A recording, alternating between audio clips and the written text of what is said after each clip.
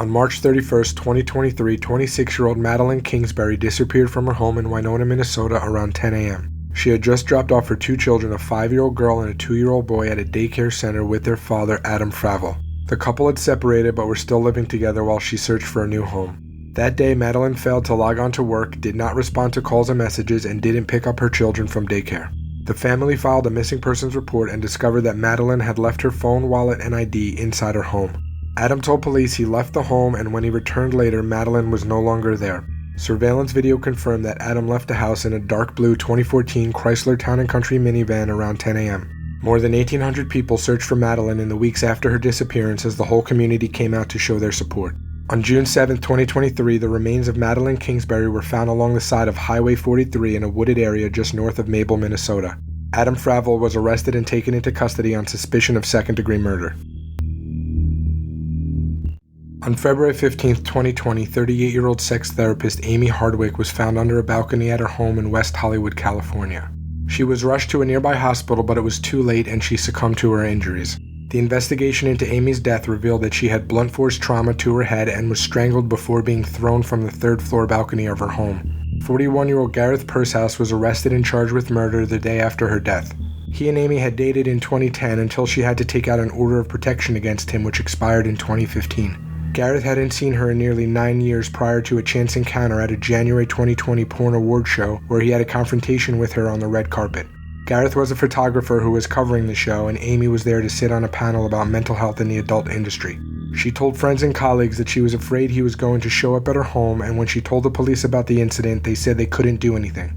Gareth Pershouse has pleaded not guilty, and his trial is pending in Los Angeles County.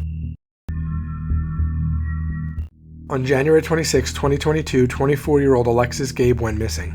Her family filed a missing persons report when she wasn't answering messages.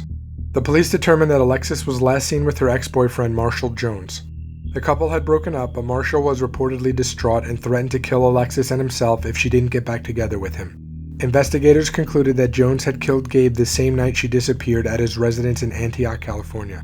Despite not having a body, a warrant went out for his arrest. On June 1, 2022, Jones was located at a house in Kent, Washington, after being on the run from the police.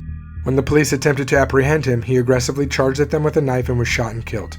In November 2022, a resident of Plymouth, California, stumbled upon human remains which were later identified as those of Alexis Gabe. Unfortunately, only a portion of her body was ever recovered, and due to its condition, the manner of death could not be determined. On January 28, 2021, 32-year-old Alexa Randolph was reported missing when she supposedly failed to pick up her son from 60-year-old Gary Smith's home. Smith is the paternal grandfather of Alexa's son. By using cell phone data, detectives determined that Alexa had recently been at Gary's house. He immediately became a person of interest. The following day, January 29th, pings from Alexa's cell phone led police to a Walmart on Hornbeck Road in Morgantown, West Virginia. Alexa's SUV was located there and her lifeless body was found in the trunk. Surveillance footage obtained from Walmart showed an individual resembling Smith leaving the parking lot. An autopsy determined Alexa died of asphyxia and blunt force trauma, which was consistent with the large amount of blood evidence found in Smith's garage. Gary's DNA was also found under Alexa's fingernails, indicating a struggle. On October 5, 2021, Smith elected to enter an Alford plea in connection with the case. By doing so, he admitted the prosecution had enough evidence to convict him while not admitting his guilt. The plea will also allow Smith to have a chance for parole after 15 years behind bars. He is currently awaiting sentencing and faces life in prison.